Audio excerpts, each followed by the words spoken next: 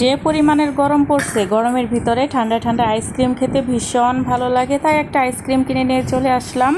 তো এটা খেয়ে নিচ্ছি। এটা খাওয়ার পর শরীরটা একটু ঠান্ডা লাগলো, মানে খুবই ভালো লাগলো আর কি। আর ম্যাঙ্গো ফ্লেভারের আইসক্রিম আমার কাছে বরাবরের মতো ভালো লাগে। আর এই ভিডিওটা করা ছিল, এটা হচ্ছে রোজার আগের, মানে রোজার ভিডিও আর কি।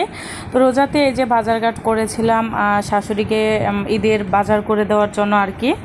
আর দ্বিতীয়ত হচ্ছে এখানে দেখতেই পারছেন আমার শাশুড়ি তার বোনকে মানে সেলাম করতেছে।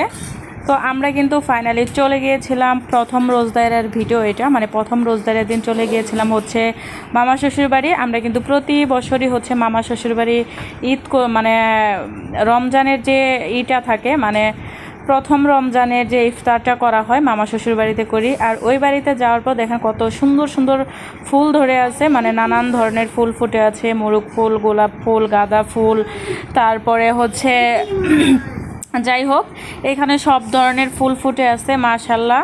আর এখানে দেখেন লেবু গাছেও অনেকগুলো ফুল চলে আসছে। তো আমি তো লেবু গাছের ফুল দেখে বলতেছিলাম লেবু কিনে খাইতে হবে না। আর এই দিকে হচ্ছে মামা শ্বশুরবাড়ির ভিডিও যেটুকু করা ছিল শেষ হয়ে গেছে। আর এই দিকে গরমের ভিতরে আমি ঠান্ডা ঠান্ডা হচ্ছে শরবত বানিয়ে নিয়েছি বেলের। এটা হচ্ছে বেলের শরবত। বেলের শরবত বরাবরের মতো খেতে আমার ভীষণ ভালো লাগে। আগে এটা খেতাম না, শ্বশুরবাড়িতে আসার পরে এটা খাওয়া শিখেছি। তবে বেলটা যদি মেডিসিন দিয়ে পাকানো হয় তাহলে এটা শরবত বানাইলে কিন্তু লগে লগে মানে যে থানা থানা হয়ে যায়, মানে এটা হয়ে যায়, ভালো লাগে না আর কি খেতে।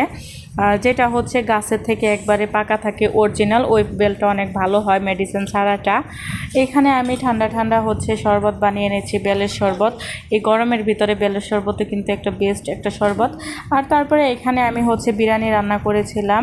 তো এই যে দেখতেই পাচ্ছেন আমি হচ্ছে বিরিয়ানি রান্না করেছিলাম। তো রমজান মাসে সবসময় দেখবেন ভাজা পোড়া খেতে ভালো লাগে না, কখনো হচ্ছে ইউনিক খেতে মন চায়।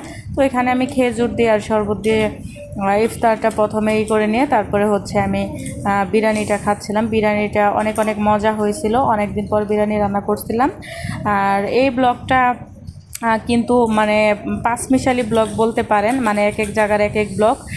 প্রথমে দেখালাম মামা শ্বশুরবাড়ির ভিডিও, তারপর দেখালাম আমার বাসার ভিডিও, এখন দেখাচ্ছি শ্বশুরবাড়ির ভিডিও। শ্বশুরবাড়িতে যখন গিয়েছিলাম তখন হচ্ছে আমরা চিকেন ফ্রাই বানাইছিলাম। তো চিকেন ফ্রাই বানানোর জন্য এখানে আমি মাংসটা ম্যারিনেট করে রাখলাম। এটা হচ্ছে আমি কিন্তু বানাইছি, কারণ ওরা এগুলা বানাইতে পারে না, ওইভাবে পারে না। আর যে কোনো জিনিস আমারই বানাইতে হয়, যেটা আমি বানাইতে পারি ওদের কাছে ভালো লাগে, বারবার সেটা আমাকে বানাতে বলবে। আর এইদিকে হচ্ছে দেখেন মুড়িটা মাখিয়ে নিচ্ছি, মানে সন্ধ্যার আজান দিয়ে দিছে।